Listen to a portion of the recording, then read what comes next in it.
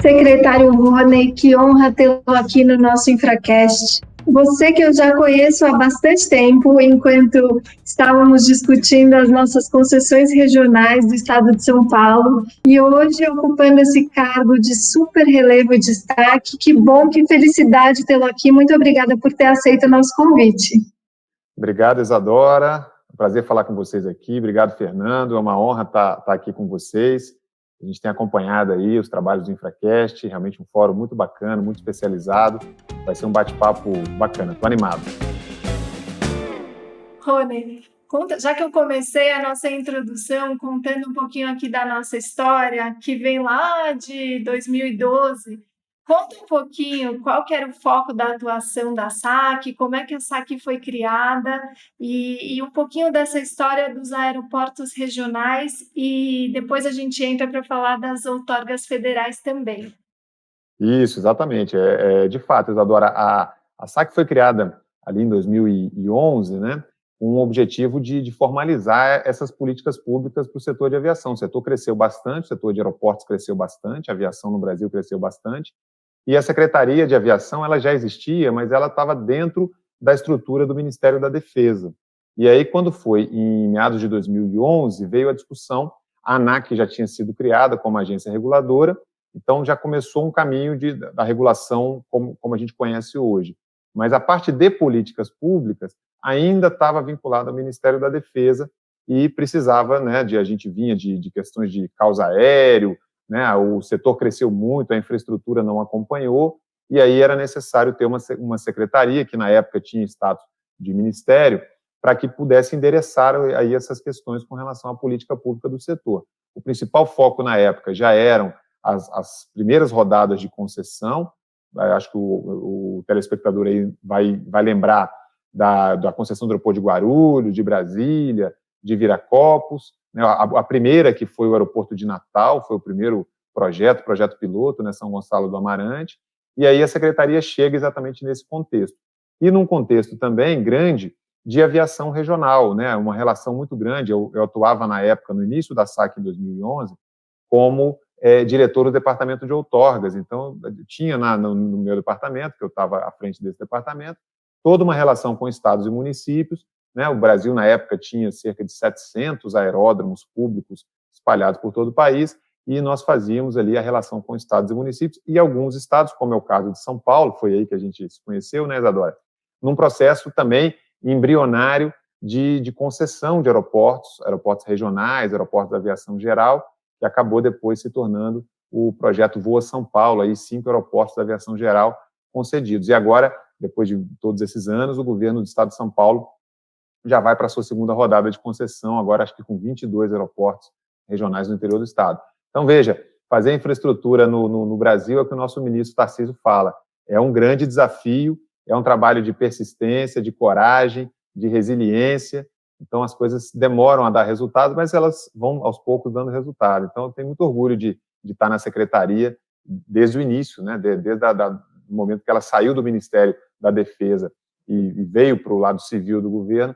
Desde então, eu estou desempenhando aí alguns papéis. Eu acho que a gente tem conseguido fazer, né, modéstia à parte, tem conseguido fazer um bom trabalho e entregar para a população um serviço público de qualidade.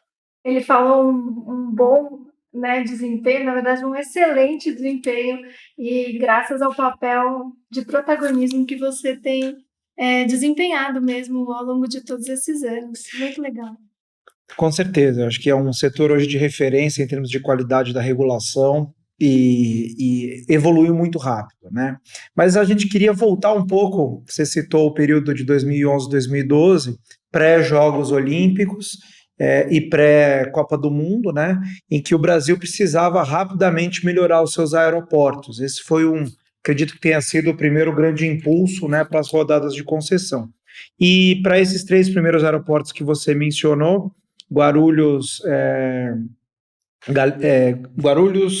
Viracopos e Brasília, né, houve na época uma concorrência muito grande, né, foram projetos muito bem estruturados, mas depois de algum tempo houve também problemas, né? Alguns desses aeroportos, tanto Viracopos Não sei se Guarulhos é o caso. O que a gente nota como usuário é que os investimentos iniciais que estavam previstos foram realizados, né? Mas hoje você tem Viracopos em vias de ser relicitado, e aí Guarulhos, não, eu pessoalmente não tenho tecnicamente como avaliar, mas também gostaria de saber de você o que ocorreu, o que houve nessa modelagem que foi necessário ajustar e o que se aprendeu para as próximas rodadas.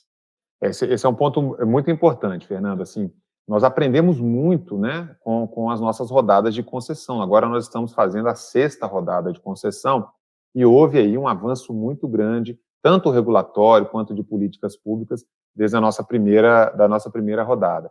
Assim, muita coisa mudou de lá para cá, né? Era outro Brasil.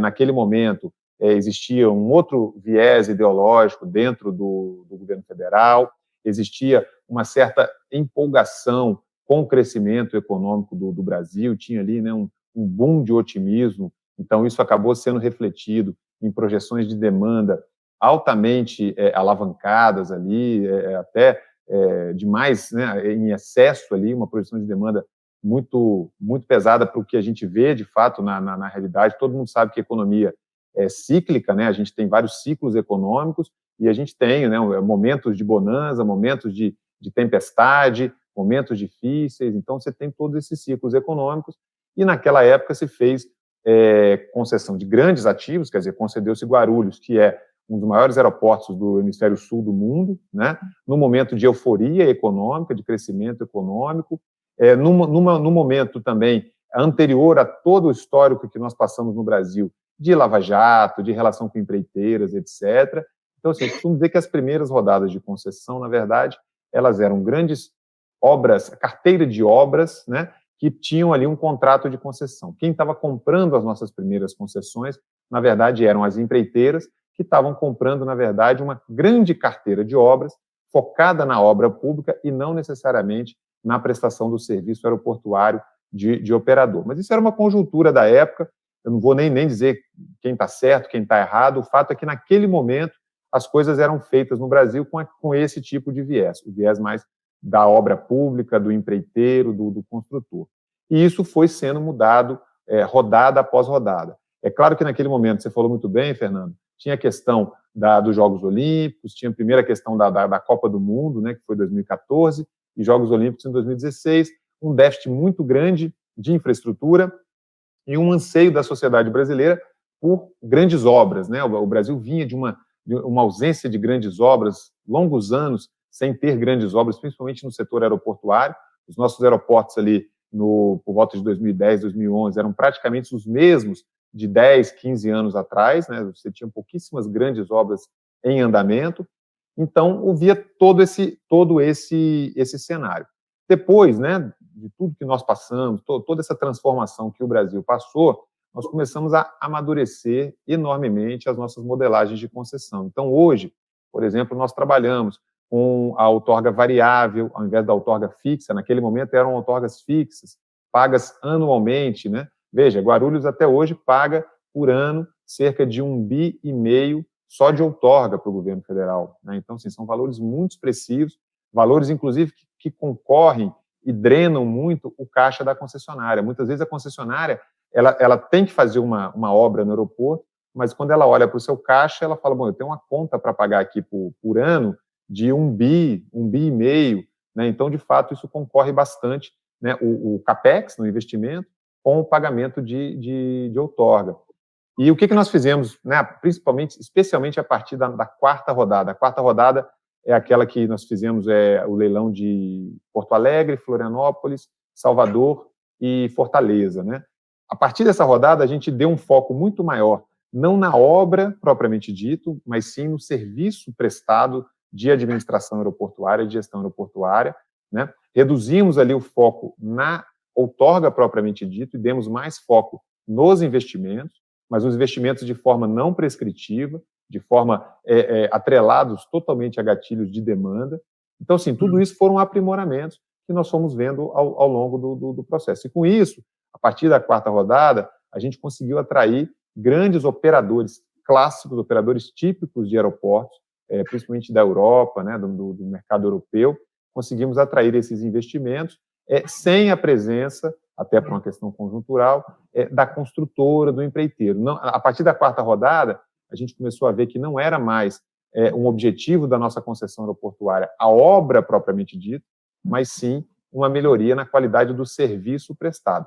Mesmo sabendo que para prestar esse serviço, é claro, é necessário que tenha alguma obra, né? Porque você precisa crescer o aeroporto, melhorar a qualidade do espaço para o passageiro, mas o foco não era mais a obra propriamente dita, e sim a qualidade do serviço. E com isso, nós estamos entregamos em 2019, e até agora, um pouquinho antes da crise do coronavírus, os aeroportos da quarta rodada. Quem foi recentemente a Florianópolis pôde ver o que é um aeroporto concebido por um operador aeroportuário e não por uma construtora, né? Ou seja, ali em Florianópolis você vê exatamente a diferença de um operador que pensa nos mínimos detalhes para melhorar a operação, para otimizar a operação. Isso também a gente está vendo em Porto Alegre, estamos vendo em Salvador, e o mais recente que foi entregue agora, acho que a população nem teve chance de ver e ficou muito bonito, é o aeroporto de Fortaleza.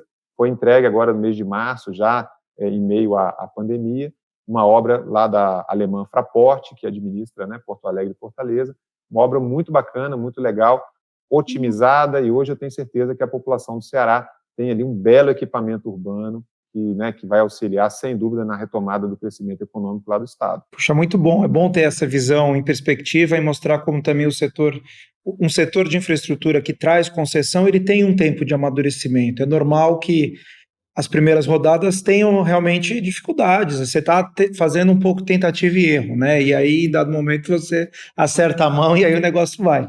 Mas aí o que eu queria aproveitar ainda sobre esse tema, mas trazendo essa primeira e segunda rodada para a atualidade, né? A gente, certa vez, aqui no Infracast, entrevistou a Renata Dantas, que é a presidente da Artesp, né, a Agência de Regulação de São Paulo, de transportes. E ela falou uma coisa que a Artesp vinha fazendo, que era pegar as boas práticas das novas rodadas de concessão e tentar refleti-las nas rodadas anteriores, ainda que por meio de uma negociação, né? Como que existe essa vontade ou essa possibilidade para a primeira e segunda, né? Que você comentou, por exemplo, Guarulhos, né? Como que é essa possibilidade de ajustar os contratos e aí considerando o Tribunal de Contas em especial, né? Como é essa interface, e do outro lado, aqueles contratos em que já houve a decisão de relicitação, em que pé que está, o que vocês estão mudando e também a interface com o Tribunal de Contas. Perfeito, um ponto muito importante. Assim. É claro que o ideal seria se a gente conseguisse trazer todas as melhorias contratuais, regulatórias e de política pública que nós tivemos ao longo dessas rodadas todas de concessão, também trazer para os primeiros contratos. Então, assim, alguns contratos a gente consegue implementar algumas coisas, talvez o principal ponto que eu trago de ênfase é a questão do reperfilamento das outorgas. Não é um assunto trivial, não é um assunto simples, ele depende de alteração legislativa, tem que ter uma alteração de uma lei, né, para que a gente possa voltar a fazer os reperfilamentos. Como eu disse no início, o grande problema de outorgas muito altas, em que pese parecer que foi um grande sucesso o leilão que foi realizado, mas ao longo do fluxo de caixa da concessão, acaba que a outorga, ela compete, no caixa da companhia, ela compete com os investimentos. Então, muitas vezes, exemplo disso, o aeroporto de Guarulhos tem que fazer investimento, precisa investir, mas olha para o seu caixa e vê o seu caixa bastante combalido, porque tem um pagamento anual a ser feito de grande vulto. Então, qual que é a ideia, e isso tem que ser trabalhado junto ao Congresso Nacional? É uma possibilidade de reperfilamento, redesenhar essa outorga de modo que ela fique mais aderente ao fluxo de caixa da concessão. Todo mundo sabe que uma concessão, ela começa com receitas mais baixas e ela atinge lá ao final da concessão o seu auge de receitas, né? O mercado vai crescendo, vai desenvolvendo, e lá nos últimos anos da concessão são os bons anos da concessão, a hora que a concessão já fez todos os investimentos, né? E agora já está performando com patamares bastante altos de passageiros, no caso dos aeroportos, de carga e etc. Então, a ideia é a gente redesenhar esse pagamento, de modo como nós fizemos agora na quinta e sexta rodada. Quinta e sexta rodada, e um pouco na quarta também, já teve um avanço nesse sentido, nós demos 5 anos de carência para pagamento de outorga. Nós temos aquela outorga que é capturada no leilão, aquela ali ela é paga à vista, né, antes mesmo de assinar o contrato, ela é toda paga à vista, ela representa 50% do valor presente líquido da concessão, né, do estudo de viabilidade da concessão. Os outros 50% nós transformamos em outorga variável, numa estimativa de percentual da receita bruta do aeroporto, mas nós damos 5 anos, os 5 primeiros anos da concessão, o concessionário não paga mais outorga. Por quê? Porque é o período que ele está fazendo a obra do aeroporto. Então, a outorga não concorre com a obra. Todo o caixa da concessionária é direcionado para a obra, de modo que ele possa atender aí e melhorar o nível de serviço daquele aeroporto. Só depois do 6º ano, a partir do 6º ano, é que ele começa a pagar um percentual do seu faturamento. E esse percentual começa baixo. É um período que a gente chama de ramp-up, né? Ou seja, é uma subida, que ele começa 6º, 7º, 8º, 9º e 10º ano, até atingir, no 10º ano, o patamar, de fato, que ele vai levar até o final da concessão. Então, só para vocês terem um exemplo, a concessão do Nordeste, agora que nós fizemos na 5ª rodada, que foram 6 aeroportos no Nordeste, o percentual é 8,2% da receita bruta, mas os primeiros 5 anos ele não paga nada de outorga, depois ele vai crescendo, paga 1%, 2%, 5%, 7%, até chegar nos 8%. E com isso a gente consegue alinhar exatamente esses fluxos de recebimentos e de pagamentos para que não haja uma concorrência no caixa da companhia, da concessionária, exatamente tendo que deixar eventualmente de fazer investimento ou fazendo investimentos menores para que haja o pagamento de outorga. Isso é uma inovação que a gente, né, foi consagrado em todos os nossos últimos leilões, e agora a gente está tentando trazer também, na medida do possível, tem alguns ajustes a serem feitos, mas a gente está tentando trazer para as nossas primeiras rodadas, né, segunda rodada, terceira rodada, para a gente tentar melhorar um pouco esses fluxos de caixa. Tivemos também 2 devoluções amigáveis, né, com base na lei da relicitação, um aeroporto de Viracopos, que é resultado de um processo de recuperação judicial, e o outro é o aeroporto de São Gonçalo do Amarante, que foi o nosso projeto piloto, lá em Natal. A concessionária também já aderiu ao processo de relicitação. Esses 2 ativos eles foram qualificados no PPI, no Programa de Parcerias e Investimentos, no último dia 10 de junho, e agora nós estamos trabalhando já nos estudos de viabilidade para uma nova concessão. E aí sim, nós teremos um contrato completamente novo, uma nova modelagem, e aí nós vamos colocar todas as modernidades, todos os avanços, tudo que a gente conseguiu melhorar nos últimos anos. Teremos um contrato totalmente novo, brand new, completamente zerinho, já trazendo todas essas inovações, e aí temos uma metodologia para cálculo dos ativos não amortizados, exatamente para poder fechar o contrato anterior. O concessionário anterior tem direito a um reembolso, né, pelos ativos que ele investiu e não foram amortizados. A Agência Nacional de Aviação Civil já tem uma metodologia pré-definida para cálculo desse reembolso. Então, a ideia é a gente finalizar uma concessão, começar uma concessão totalmente nova. Essas 2 concessões, elas não se falam, né, são processos distintos. O concessionário novo assume o aeroporto e toca dali para frente num contrato totalmente limpo, né, e quem ficou na concessão anterior fica com essa discussão do ativo não amortizado para poder fechar as contas do que já foi investido. Então, assim, são maneiras da gente continuar avançando, como o Fernando bem colocou, todo o início ele é carregado de problemas, a gente sabe disso, tem uma curva de aprendizado até a gente conseguir chegar numa modelagem viável, factível, mas até que a gente conseguiu caminhar bem. Algumas coisas são passíveis de correção, outras não são, e aí a gente tem que fazer, de fato, um novo processo licitatório, que é o que a gente está em andamento agora para esses 2 aeroportos que eu falei, Viracopos e o aeroporto de Natal, São Gonçalo do Amarante. Eu acho interessante esse seu relato, e mesmo pegando a pergunta anterior do Fernando, que mostra como o setor aeroportuário, né, a infraestrutura aeroportuária, ela é tão estratégica a ponto dela ser impulsionada para ser pioneira. Então, a gente está aqui narrando uma história de o quê? 10 anos, em menos de 10 anos, na verdade, foram agora a 7ª rodada, né, sendo lançada, e se a gente comparar isso, por exemplo, com as rodovias ou com as ferrovias ou com qualquer outro setor, é uma velocidade de novas licitações e novos aprendizados e incorporações que é realmente muito expressiva e muito contrastante com relação a outros setores. E se a gente pega a pandemia, esse é um tema que a gente vai tratar um pouco mais para frente, a gente vê como, de fato, além de ser muito estratégico, isso, né, faz essa pressão para que a gente avance e evolua, também é muito sujeito a muitos impactos e, por isso, também tem que ficar atento para mudanças e alterações que sejam positivas e que hajam aprendizado. Até para que todo mundo saiba, eu me lembro que o mais impressionante de trabalhar com o Rony é que eu chegava para ele e falava assim: Rony, mas e se a gente errar nesse contrato que a gente está fazendo aqui? Ele fala: se a gente errar, a gente aprende com o erro, bola para frente e vamos em frente. Então, essa postura sempre, enfim, me chamou muita atenção e sempre me ensinou muito. E você tocou aqui num tema do PPI, né, da qualificação dos projetos do PPI e desse arranjo institucional que estrutura os bons projetos, que foi um dos temas com os quais a gente se deparou também lá na época em que a gente estava fazendo pioneiramente também a modelagem dos projetos dos aeroportos regionais.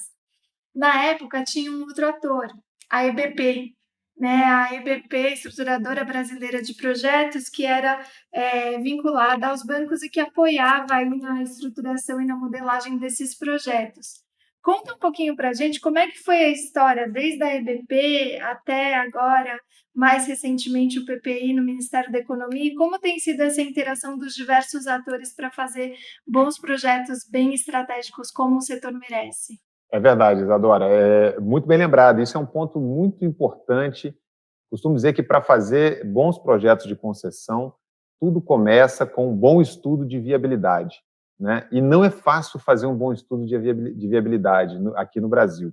A gente custou para acertar e para embalar. Hoje a gente tem um sistema, que é o sistema de PMI, né, de processo de manifestação de interesse, que funciona super bem no setor aeroportuário. Talvez seja um dos únicos setores que performa bem com PMI e a gente consegue ter bons estudos de viabilidade, esse processo já consagrado no Tribunal de Contas e de uma maneira bastante produtiva. Assim, não tem dinheiro público nessas PMIs, né, a gente seleciona, faz uma seleção dos estudos e depois quem paga o estudo é quem ganha a concessão. Então, não tem dinheiro público diretamente envolvido nisso, né, acaba que o vencedor da licitação, lá do leilão, é que vai pagar os estudos.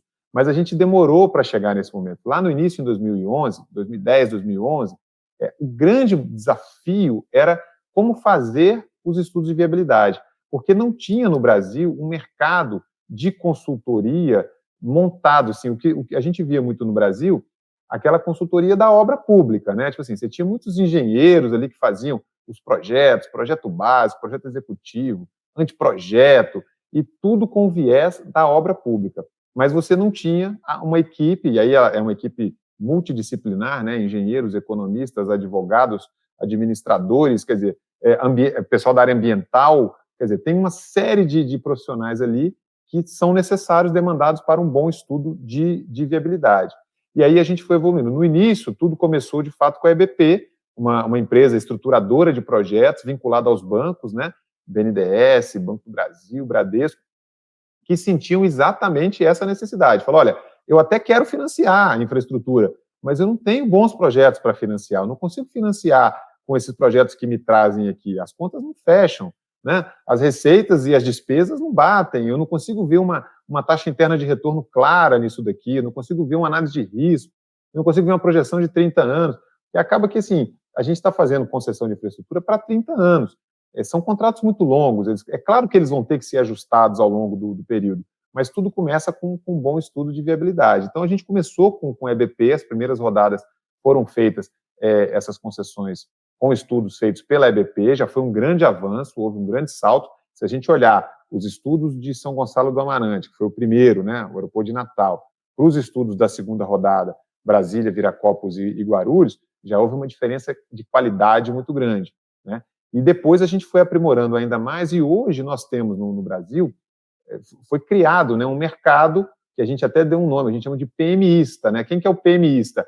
É o cara que faz PMI, né? Ou seja, o cara que vem na nossa PMI, são consultores multidisciplinares, geralmente é um consórcio, você tem alguém da área jurídica, alguém da área econômica, alguém da área de engenharia, alguém da área ambiental, essas pessoas se juntam, geralmente são consultores autônomos, profissionais liberais e etc., se juntam, correm um baita de um risco, né, arriscam bastante, porque como as nossas PMIs, as empresas primeiro fazem um projeto e depois submetem, é como se fosse um concurso, né, de um trabalho feito. Então, ele faz o trabalho, submete para a secretaria e nós temos aqui uma banca examinadora, que também já está bastante desenvolvido o processo de seleção, e aí nós selecionamos só um. Então, geralmente, a gente recebe, só para vocês terem uma ideia de números, na última rodada foram 8 inscritos, 8 consórcios de PMIstas inscritos, 4, de fato, estudaram, apresentaram algum tipo de estudo, né? Um foi selecionado, e só esse um é que vai até o final do processo conosco, e aí ele vai ser remunerado pelo vencedor da licitação. Então, ele ainda corre o risco do sucesso do leilão, quer dizer, tem que ser um leilão bem sucedido para que ele seja remunerado. Os demais, eles podem comercializar os seus estudos a mercado, então eles podem vender seus estudos ou parte dos estudos como consultores. Então, para quem for bidar, para quem for participar desses leilões. Então, assim, para quem olha de fora, de fato é um processo muito arriscado, afinal de contas, né, os PMIstas, eles precisam investir uma certa grana ali, fazer os estudos, oferecer os estudos, competir entre eles, somente um, né, vai ser selecionado, pelo menos um por bloco, ele vai ser selecionado e aí ele vai ser remunerado quando o leilão acontecer pelo vencedor da licitação. Então, assim, tudo isso, depois que agora está pronto e está funcionando, parece muito fácil, muito simples. Quando a gente olha os estudos da 5ª rodada, os estudos da 6ª rodada que nós recebemos recentemente, são estudos de altíssima qualidade, né? Eles fazem sondagem de solo, eu vou fazer um terminal de passageiros em determinado local, eles vão lá e furam os pontos de engenharia para ver se o solo é bom, se o solo é ruim, quão viável é fazer uma pista, qual o ângulo da pista. Então, isso acabou virando um estudo muito detalhado, muito técnico, caro, mas que entra num processo altamente arriscado de PMI. Tem funcionado muito bem, a gente tem conseguido entregar, né, para a sociedade, para o Tribunal de Contas, estudos de alta qualidade, mas não foi fácil chegar. Tudo começou com uma empresa estruturadora de projetos, ligada aos bancos que queriam financiar, e aí, aos poucos, a gente foi evoluindo até chegar no modelo consagrado que nós temos hoje. Eu brinco lá com o Tribunal de Contas da União que eles têm que fazer o prêmio PMIsta do ano lá, assim, porque acabou que no setor de aeroportos a gente virou uma grande competição. A gente tem, na verdade, um mercado de consultores trabalhando e desenvolvendo bons projetos de aeroportos no Brasil, e isso explica, sem dúvida, boa parte do sucesso dos nossos últimos leilões que a gente tem obtido, porque tudo começa com um bom estudo. Então, a partir de um bom estudo, a gente tem um bom leilão e tem um bom contrato de concessão. Mas um bom estudo só é possível quando tem solidez de quem está recebendo, né? Isso vocês têm demonstrado bastante, até porque, como mesmo você disse, os estudos ou os PMIstas, eles correm um grande risco do funding e de eventualmente gastar por uma grana na frente e não receber. Mas eles acreditam, e isso é sinal de que a SAC tem conduzido muito bem essas novas rodadas e escolhido a partir de critérios muito sólidos quem vai ser o autorizado exclusivo a seguir adiante na modelagem desses projetos, né? Agora, uma coisa que eu queria saber, né, com relação aos PMIstas, diz respeito ao planejamento dos lotes que vão ser licitados, né? Porque me parece que isso, não sei, me corrija se eu estiver equivocada, mas me parece que isso é algo que é uma diretriz da secretaria e ela é decorrente de um planejamento mais estratégico junto ao governo inteiro, e os PMIstas, eles pegam essa diretriz, né, esse pilar estruturante, e a partir daí eles desenvolvem as questões técnicas. Mas como que é feita essa decisão de quem compõe cada um dos lotes, como é feita, enfim, a estratégia de lançamento de cada um dos aeroportos e a sequência para isso, né? E se eu puder complementar, mas quantas rodadas a gente pode esperar até que, vamos dizer, todos os aeroportos estejam concedidos, se esse for o plano, né? E aí eu entendo que o próximo passo seria intensificar ou, em paralelo, as delegações para estados e municípios. É isso que está no radar, no planejamento de longo prazo? Esse ponto é muito interessante, Fernanda e Isadora, porque isso aqui são os bastidores do governo que ninguém vê, né? Assim, nós estamos com a 6ª rodada, 22 aeroportos, vamos ter a 7ª rodada na sequência, com mais cerca de 20 aeroportos, e aí nós vamos conceder todos os aeroportos da Infraero. Mas tem um bastidor gigantesco aqui, que é o que a gente chama do pré-estudo, do pré-Eviteia, né? O pré-Eviteia, ele é feito internamente aqui, a gente faz com um quadro próprio. Nós temos aqui quadro de economistas, advogados, o pessoal que está com uma capacidade muito grande de produção, com uma experiência muito boa, que a gente vai traçando as diretrizes de política pública. Então, veja, a gente está, hoje a Infraero ainda administra cerca de 44 aeroportos, dos quais 22 já vão agora na 6ª rodada, os demais vão na 7ª rodada, e para chegar a essa configuração, não foi fácil, a gente fez muitos ensaios, muitos testes antes de se desenvolver um estudo de viabilidade, é o que a gente chama de pré-Eviteia, pré-estudo de viabilidade técnica. Isso é muito importante fazer, e aí é muito importante ter um time afinado, e aí eu aproveito aqui para destacar a qualidade dos profissionais aqui da Secretaria, porque é importante conhecer o mercado, né? A gente entender o que para de pé, assim, o que funciona. Você vê, a gente montou agora 3 blocos, né? O Bloco Sul, liderado por Curitiba, mais 5, 6 aeroportos pendurados. O Bloco Central, liderado por Goiânia também, mais uns 5, 6 aeroportos pendurados, e mais o Bloco do Norte, liderado por Manaus. Agora, isso tem que fazer sentido como negócio, isso tem que dar taxa de retorno, né? Isso tem que parar em pé como projeto, né? Tem que comportar os investimentos, tem que comportar todo o CAPEX, o OPEX. Então, tem todo um trabalho de bastidores que a gente faz para ter, a gente chama o cheiro da viabilidade, né? Assim, isso faz sentido? Testa com o mercado, vê se tem gente que quer comprar isso, vê se funciona. Tá, e a 7ª rodada? Pô, a 7ª rodada tem Congonhas. Poxa, dá para pendurar muita coisa em Congonhas. Mas se pendurar muita coisa em Congonhas, você acaba tirando o valor do ativo, né? Porque Congonhas é um aeroporto de característica de high yield, né? De alto poder econômico, alto poder social. Então, assim, tudo isso a gente vai discutindo e vai fazendo essas modelagens. Só para vocês terem uma ideia, vou dar um spoilerzinho para vocês, ainda de maneira bem embrionária. A gente está discutindo agora, nesse momento, a gente está exatamente nessa fase da prancheta, da cozinha interna aqui, de uma modelagem super bacana de PPP, projeto de parceria público-privada, voltado para aeroportos regionais de pequeno porte, que não tem viabilidade econômica por si só, e a gente está montando uma PPP agora voltada, por exemplo, para aeroportos na região amazônica, né? Um custo-benefício excelente, tem toda uma engenharia aí por trás disso, como viabilizar o CAPEX, como viabilizar o OPEX, e eu acho que em breve aí a gente vai trazer novidades para o mercado. Não posso adiantar muita coisa, porque ainda está sendo construído e está sendo vendida a ideia para o resto do governo, né? Tem que convencer o Ministério da Economia, tem que convencer a Casa Civil, tem que convencer o PPI, então a gente está trabalhando isso, mas isso dá um trabalho danado, mas eu acho que essa é a parte mais bacana que dá mais prazer de tudo isso, né?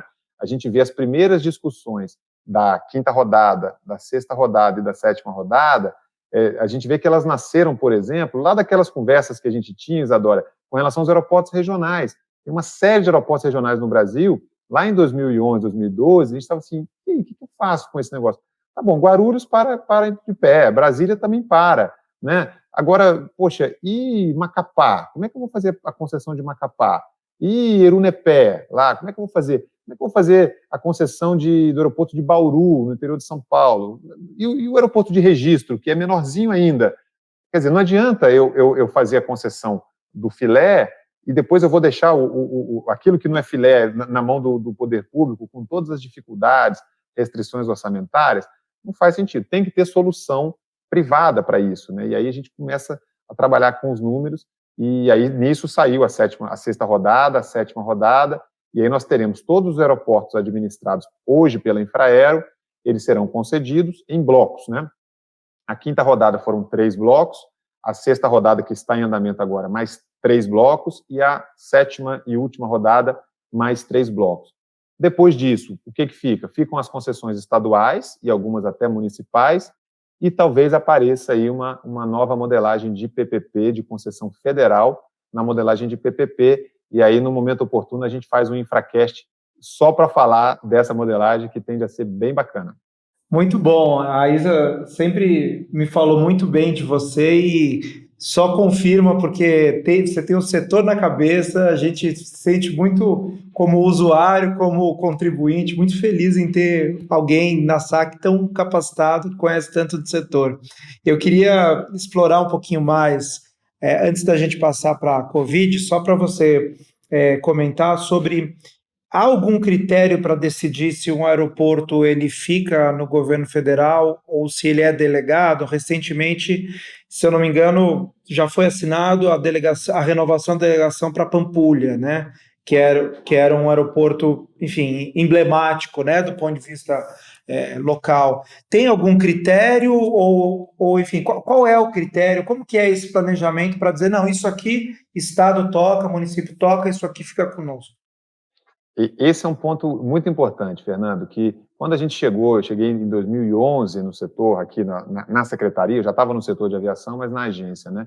Quando eu cheguei na secretaria, o primeiro ponto que a gente discutiu foi isso, assim, mas e aí, na época a gente tinha quase 700 aeroportos, hoje é um pouco menos de 600, qual que é o critério, qual que é a lógica, né? Porque política pública tem que ter um planejamento, porque o que fica com a União, o que fica com o Estado, o que passa para o município. Então, nós trabalhamos, na época, no chamado Plano Geral de Outorgas, que foi um documento muito importante, ele está publicado, e você vê, até hoje ele não foi atualizado, porque ele já foi concebido de uma maneira, assim, uma diretriz clara, mas, ao mesmo tempo, flexível, para poder se adaptar cada um das modalidades de outorga que nós temos. Mas isso é muito importante, o Estado saber qual que é a responsabilidade dele, o município saber qual que é a sua responsabilidade e a União ter a sua responsabilidade. O que o Plano Geral de Outorgas ele fala basicamente? Ele fala, olha, com a União, obrigatoriamente, fica o principal aeroporto do Estado. Vamos pegar o exemplo de Minas Gerais, você falou da Pampulha. O principal aeroporto do Estado é o aeroporto de Confins, é onde tem o tráfego internacional, é onde tem todas as ligações domésticas com as demais capitais. Então, esse aeroporto é mandatório, o Plano Geral de Outorgas, que é aprovado pela Secretaria de Aviação Civil, na época Ministério, né, então aprovado, se fosse hoje, pelo Ministério da Infraestrutura. Esse aeroporto, o principal aeroporto do Estado, obrigatoriamente, ele faz parte de uma rede nacional, tá? Porque ele é uma rede troncal conectando todo o nosso país. Isso aqui é uma política pública federal, de maneira indiscutível, as concessões são federais, as outorgas são todas federais. Depois você tem uma segunda camada, eu falo que essa política pública é feita por camadas, tem uma segunda camada que já é aquele aeroporto regional. Regra da regra, o aeroporto regional ele fica delegado para o Estado, porque ele tem lá o seu plano aeroviário estadual, ele faz a mesma política que o governo federal faz no país como um todo, ele faz no seu Estado. Com algumas possibilidades, dependendo do porte do aeroporto, nós temos alguns aeroportos de grande porte que poderiam também, como é o caso de Viracopos, né? Viracopos não é o principal aeroporto de São Paulo, o principal aeroporto é Guarulhos, mas Viracopos tem uma participação muito grande no setor de carga aérea. Então, por esse motivo, a União pode avocar, sempre respeitando o Pacto Federativo, né? O ente federativo mais alto, ele pode avocar alguns aeroportos mediante certos critérios, alegando determinados critérios. Então, hoje nós temos alguns aeroportos, como Viracopos, um segundo, terceiro aeroporto do Estado, sob responsabilidade da União. Algumas questões, por exemplo, como aeroportos de fronteira ou localizados estrategicamente para a integração nacional, como o aeroporto de Tabatinga, lá no Amazonas, o aeroporto de Tefé, esses aeroportos acabaram também ficando no guarda-chuva da União. Mas, em regra, os aeroportos regionais, de médio porte, ficam com os estados. Exemplo disso, o aeroporto de Maringá, lá no Paraná, o aeroporto de Passo Fundo, lá no Rio Grande do Sul, os aeroportos de Ribeirão Preto, no interior de São Paulo, São José do Rio Preto, né? Todos esses aeroportos eles ficam no guarda-chuva do Estado. E depois você tem uma terceira camada de política pública, não menos importante, mas que é a camada municipal. Aí já são os aeroportos locais, geralmente relacionados à aviação, que a gente chama de subregional, aviação regional de pequeno porte, aviação geral, né? Esses geralmente ficam delegados para os municípios. Mas, de novo, o Estado também pode avocar alguns desses aeroportos, se fizer sentido no seu planejamento aeroportuário estadual. Então, assim, o Plano Geral de Outorgas, a ideia era ter um documento claro na diretriz, definindo o caminho, definindo a diretriz de maneira bem transparente mas flexível o suficiente para que possam haver esses movimentos, né, da União assumindo aeroportos do Estado, o Estado assumindo aeroportos do município, de maneira que a coisa possa ser equilibrada. E com isso, hoje, a gente tem quase 600 aeroportos públicos no Brasil, aeródromos públicos no Brasil, organizados, e aí foi um trabalho de praticamente uma década, esses aeroportos estão organizados nessa lógica do Plano Geral de Outorgas, né? Pampulha agora passou por essa discussão. O principal balizador da Pampulha foi o Plano Geral de Outorgas. Ora, conversamos com o Estado de Minas, o Estado de Minas falou assim, eu tenho uma política pública metropolitana para a Pampulha. Abrir o aeroporto da Pampulha vai atrapalhar a minha política pública de desenvolvimento metropolitano e, portanto, de competência estadual. Então, ele fala, assuma o aeroporto de Confins, como de fato assumido tem a União, mas me delegue o aeroporto da Pampulha, que eu vou fazer um projeto compatível com o meu desenvolvimento metropolitano, um projeto voltado para aviação geral, aviação regional, e assim foi feito. Nós fizemos semana passada, finalmente, depois de longos anos de discussão com o Tribunal de Contas, delegamos para o Estado de Minas Gerais o aeroporto da Pampulha, nessa lógica do Plano Geral de Outorgas. Então, você vê como é importante ter um documento de política pública claro, né, que dá uma diretriz clara para que a gente possa seguir o planejamento dentro do governo federal.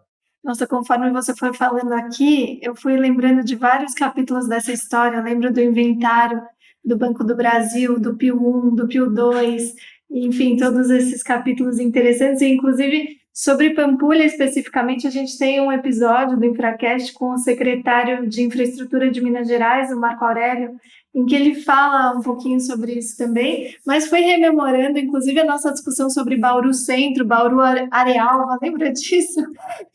Enfim, as vocações e os perfis. E eu me lembro também de uma grande discussão que a gente teve sobre, então, como tratar dos riscos relacionados aos aeroportos delegados, né? Porque se existia a possibilidade de a União avocar para si a competência por, de repente, passar a operar um determinado aeródromo, como que um eventual aeroporto concedido pelo Estado poderia conviver com esse regime? Você se lembra que a gente discutiu bastante isso? Enfim, tantos assuntos que dá vontade de falar aqui, mais umas 2 horas, mas adivinha o que a gente vai perguntar, Ronei? Da Covid. Não tem jeito, né? Esse é a minha vida. Desde março para cá, a gente só fala disso. Você em especial, né, querido? E a gente imagina o desafio que deve estar sendo lidar com a Covid, em especial no seu setor, o mais impactado no Brasil e no mundo, né? E eu queria saber, assim, com relação enfim, quais são as tratativas que estão sendo trabalhadas, quais os aprimoramentos e otimizações que estão sendo pensados a partir desse novo evento que surgiu e como isso vai estar refletido nos próximos contratos. Conta pra gente. E uma preocupação, Rony, se vai haver o que o pessoal está usando aí, é igual a palavra de coach, né, o novo normal, se existe uma preocupação de que os voos, a demanda caia de maneira permanente, né? Um pouco essa coisa, novo perfil de demanda, né? Se você puder comentar. É verdade, o setor foi atingido em cheio pela crise do coronavírus, do Covid-19. Afinal de contas, bom, primeiro pela questão da mobilidade, né? Em época de pandemia, a tendência natural é todo mundo ficar em casa, todo mundo evitar qualquer tipo de deslocamento, muito mais deslocamento de longo curso. De fato, há uma redução grande da mobilidade de maneira geral. Então, todo o setor de transporte é afetado, mas especialmente o setor de aviação civil. É um transporte feito em confinamento, né? As pessoas ali, a gente coloca dentro de um avião 150, 180, 200 pessoas, né? Respirando aquele mesmo ar de maneira confinada, um ambiente apertado, porque, né, a aeronave, para poder otimizar a sua operação, é necessário colocar o maior número de passageiros possíveis. Então, a gente costuma controlar até os centímetros ali dentro, até os milímetros dentro do avião, e dentro de uma pandemia como essa, num caso de pandemia como essa, é natural que as pessoas passem a ter aversão a esse tipo de ambiente, né? Ninguém quer ficar no ambiente confinado somente por extrema necessidade. Então, de fato, o setor sofreu muito, tem sofrido muito no mundo inteiro, não é só no Brasil. A gente viu o transporte aéreo doméstico cair 93%, 94% no auge da pandemia, e o internacional caindo 99%. Então, de fato, o setor sofre demais. E o desafio agora, que está todo mundo trabalhando forte nisso, aeroportos, linhas aéreas, autoridades, etc., era um processo de conquista, reconquista da confiança do passageiro em viajar. Uma série de medidas estão sendo tomadas, tanto de higienização, limpeza dos aeroportos, das aeronaves, protocolos de biossegurança, né? Agora a gente tinha a questão da segurança contra atos de atentados terroristas, de segurança de uma maneira geral, e agora a palavra da moda é a biossegurança, as questões sanitárias, protocolos sanitários. Então, tem sido implementados aí vários protocolos nos aeroportos, nas aeronaves, né, desde distanciamento social, controle de temperatura, testagem rápida para coronavírus, sistema de formação mais inteligente de filas, procedimentos de embarque, desembarques, avisos, uma série de medidas que estão sendo tomadas com o objetivo de reconquistar aí a confiança do passageiro. É claro que o setor ele vai sofrer, vai entrar num novo normal, né? A palavra da moda agora é o novo normal. Isso que nós estamos fazendo aqui, a utilização de videoconferências, teleconferências, vai ficar cada vez mais comum, as pessoas acostumaram a lidar com esse tipo de ferramenta, isso passou a ser do dia a dia, e isso vai diminuir principalmente as viagens a trabalho, as viagens a negócios, que são aquelas que têm um yield, né, que tem uma tarifa mais alta, né, geralmente quem paga uma tarifa mais alta é o executivo, é o empresário.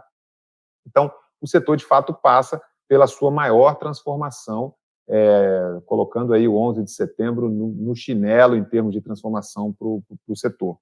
É claro que a gente vai ter que se adaptar, aeroportos vão ter que se adaptar, companhias aéreas vão ter que se adaptar, o mercado certamente vai mudar. A gente vinha num trabalho muito forte antes do Covid-19, na atração de novas empresas aéreas para o Brasil. O Brasil hoje é um dos grandes mercados mundiais da aviação, totalmente abertos para investimentos estrangeiros, né? A gente não é muito comum se ver um mercado do tamanho do mercado brasileiro sem qualquer restrição para investimento estrangeiro no setor, né? O setor geralmente ele tem várias restrições, mercado americano, norte-americano, europeu. Aqui no Brasil, qualquer investidor que queira abrir uma companhia aérea aqui pode fazer sem qualquer limite de capital estrangeiro.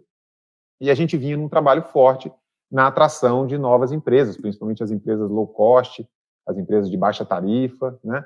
E agora a gente está revendo todo esse planejamento. O foco nesse momento é segurar as nossas empresas para evitar aí quebradeiras, né? Evitar falências, esse tipo de coisa. A ideia é segurar o caixa dessas empresas para que o mercado tenha tempo de se ajustar agora no médio prazo e retomar dentro desse novo normal. Os aeroportos também sofrem bastante com isso, óbvio, porque boa parte dos aeroportos eles vivem de receita tarifária e de receita não tarifária. Então, quando você vai no aeroporto, você vê lojas vazias, restaurantes vazios, farmácias vazias, enfim, o aeroporto inteiro vazio. Isso traz desafios extraordinários aí para os aeroportos. Tem uma questão para os aeroportos de reequilíbrio econômico-financeiro. O risco de pandemia ele já está consagrado como um risco de caso fortuito, força maior, e ele é passível de reequilíbrio dos contratos de concessão.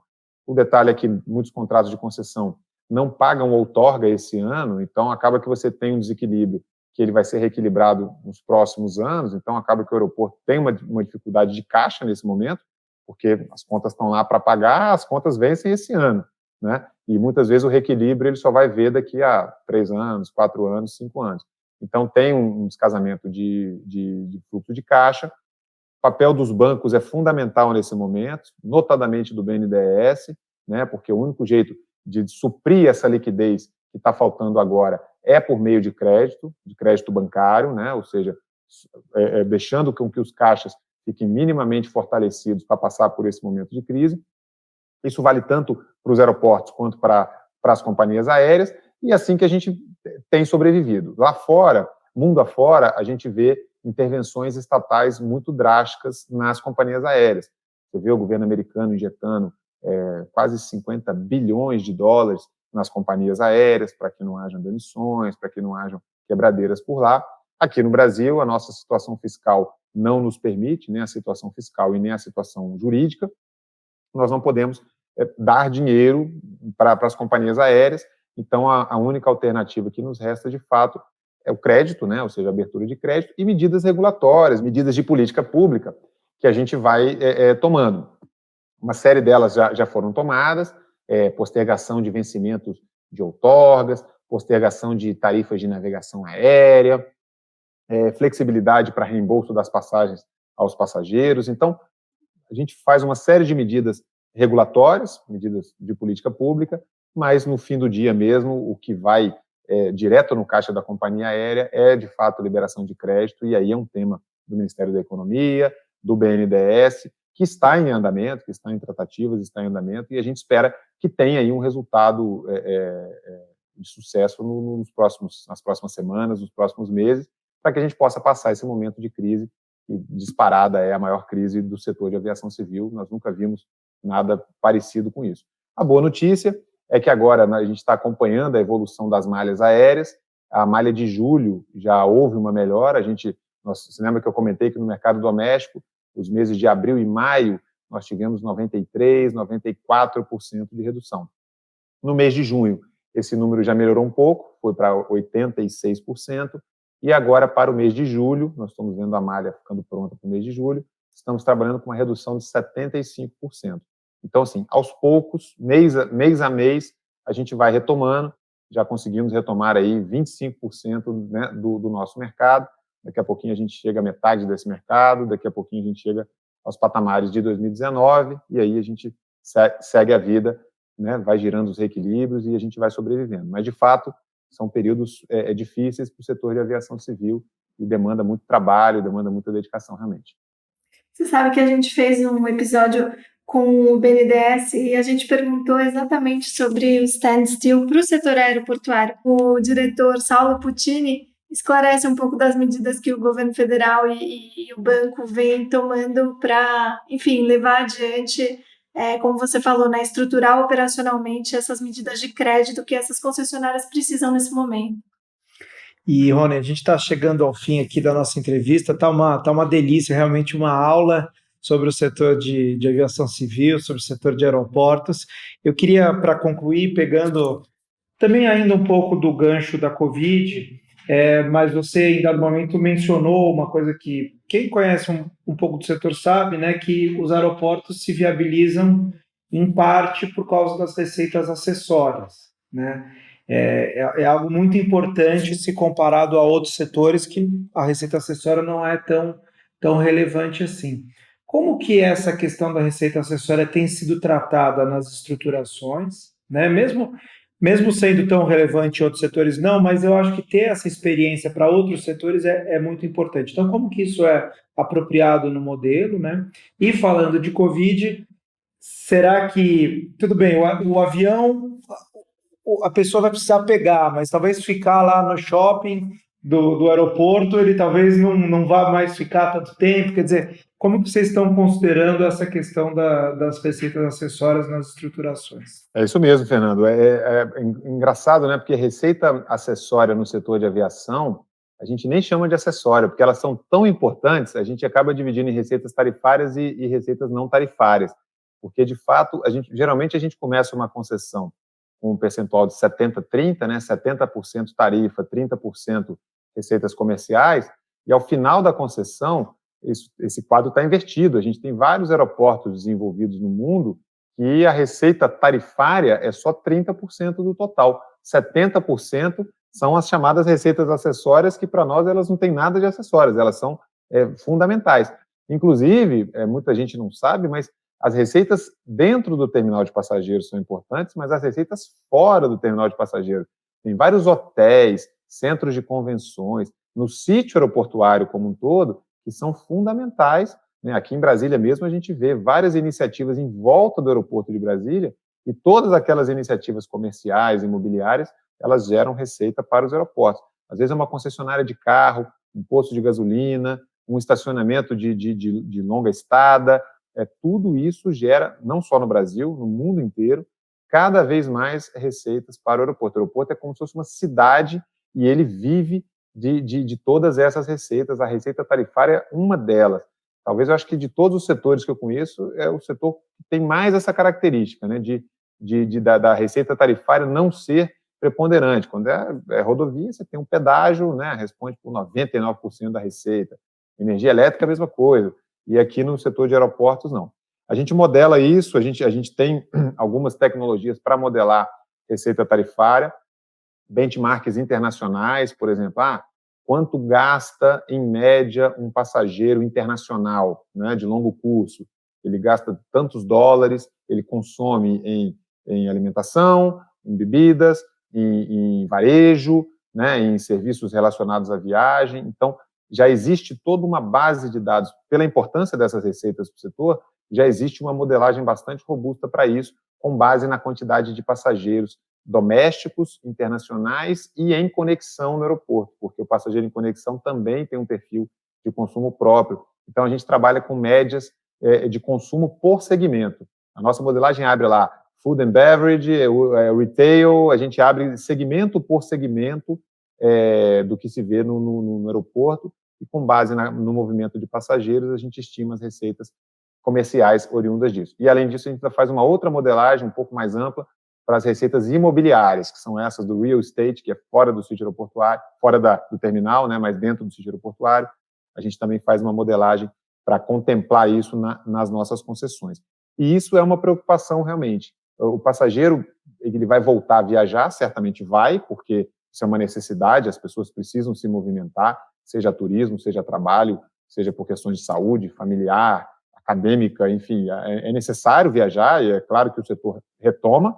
A discussão que se tem agora é o ritmo, a velocidade dessa retomada, mas o comportamento do passageiro dentro do aeroporto, ele tende a mudar, né? Aquele passageiro que estava acostumado a ficar, às vezes, horas ali dentro do aeroporto, ele vai ter uma aversão a isso também, ele vai querer fazer o embarque o mais rápido possível e o desembarque o mais rápido possível, para ele ficar o menos tempo, né, numa área com muita gente, uma área que tem uma aglomeração.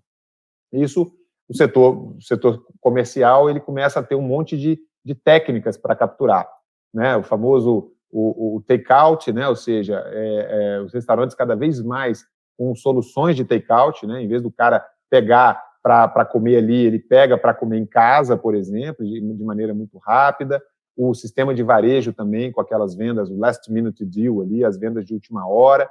Então, assim, tudo isso a gente vai ver uma verdadeira transformação.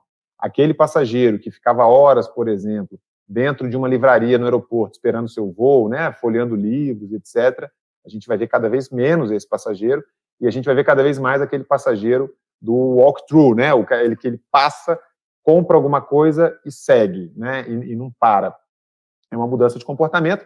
Eu acho que isso não vai ser só em aeroporto, eu acho que isso vai ser uma mudança de comportamento na sociedade como um todo. Shopping center vai passar por isso também, né? Ou seja, muito mais um comportamento de consumo em fluxo do que estático, né? O passageiro não para mais para comer, não para mais para comprar. Ele compra ao longo do seu fluxo, e os aeroportos já estão preparados e antenados a esse tipo de coisa, criar canais intuitivos. Isso já acontece um pouco. Vocês vão lembrar que a maioria dos aeroportos hoje, os mais modernos, eles têm as lojas walk-through. Você sai do raio-x e você sai dentro da loja e você tem quase que ir passando no meio das gôndolas e tal. Qual a ideia? A ideia é isso, é o cara, né, o passageiro que não quer parar, ele pega um chocolate, ele pega alguma coisa, já passa no caixa que é logo na frente, já paga e já vai para um fluxo, né? Então é um consumo em fluxo e não um consumo estático. Acho que a tendência é cada vez mais isso se tornar realidade, né? Aqui em Brasília a gente vê, Guarulhos também, aqueles quiosquezinhos de pizza, né? Você para, a pizza está pronta, já está encaixotada, lacrada, você fala, me dá uma pizza, você já pega a pizza e já vai para dentro do avião, já come a pizza dentro do avião, né? Ou seja, eu acho que a tendência é mais ou menos esse tipo de consumo tende a sobressair bastante agora nos próximos, né, esse período aí pós-pandemia. E aí sim a gente vai sobrevivendo, adaptando a nossa realidade à realidade do mundo. Rony, eu não quero acabar essa entrevista. Tem que liberar ele precisa. Vou fazer uma ultiminha pergunta. Eu estava até aqui discutindo com o Fernando se eu posso prometer uma última, mas é que enquanto você foi falando, e também lembrando de todas as nossas conversas, me parece que o sítio aeroportuário, ele é quase como um smart city. E considerando que esse setor, em termos de tecnologia e inovação, ele já desponta na frente se comparado com outros tantos setores, Me parece que esse ambiente é mesmo um gerador de muitos dados e de muita inteligência que pode ser, enfim, aí explorada das mais diversas formas, e não à toa, né, a cybersecurity tem tudo a ver com a aeronáutica, enfim, e com tudo isso que a gente discute por aí. Me conta, juro, é a última pergunta.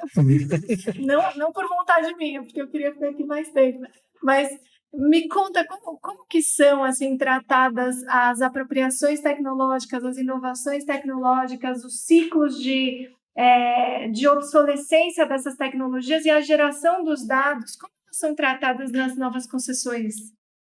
Vamos lá, aqui são três apaixonados por infraestrutura, então se deixar nós vamos ficar aqui, nós vamos virar madrugada aqui, porque é impressionante como o assunto ele é super bacana e de fato é apaixonante mesmo.